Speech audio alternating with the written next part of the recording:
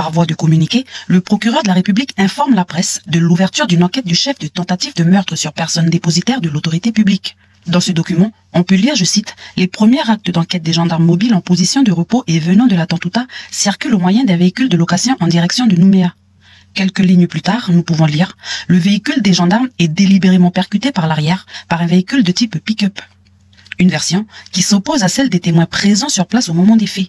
Ce matin, nous nous sommes rendus sur place afin de recueillir leurs témoignages. Selon eux, c'est au niveau de cette guérite que tout a commencé. Voilà la guérite. Et les garçons, ils étaient à trois, juste là où voilà. Ici même, les garçons, ils étaient. Et ici, au tronc, il y avait une jante. Et moi, en face. 2 véhicules arrivant depuis Nouméa seraient passés à vive allure à cet endroit, alors que des personnes leur demandent explicitement de ralentir. Et comme on appelait les garçons, ils ont crié « Attention !» Et moi, j'étais ici, juste derrière la glissière. Ils m'ont présenté l'arme depuis qu'ils ont claqué la jante jusqu'à ici. Après, ils sont partis. Et en lui proférant des injures. Et regardez la Suzuki Swift venant vers moi, avec la vitre, chef de bord, chauffeur non masqué. Baisser la vitre avec un arme, braqué sur moi. Seul rempart pour moi, la glissière. Le temps de me baisser. Et il y a quoi? Il n'y a même pas 3 mètres entre nous.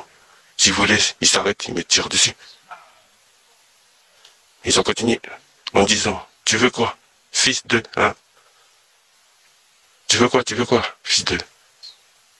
C'est à ce moment-là que 3 jeunes seraient montés à bord d'un Toyota bleu et auraient tenté de rejoindre les personnes sur un barrage plus bas afin de les alerter qu'un véhicule circulerait avec une arme à son bord. Persuadé qu'il s'agissait d'une milice. En descendant le col de la Pirogue, le Toyota aurait alors tenté de dépasser le véhicule de location afin de lui barrer le passage. Or celui-ci aurait accéléré et les deux se sont alors retrouvés côte à côte. Celle que nous appellerons Jocelyne se trouvait sur place et à quelques mètres au moment des faits.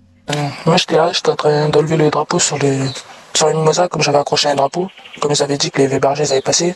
Et on était en train de remettre les bois. Et il y a une SUV qui descendait. Et puis derrière la SUV, il y avait une Toyota bleue.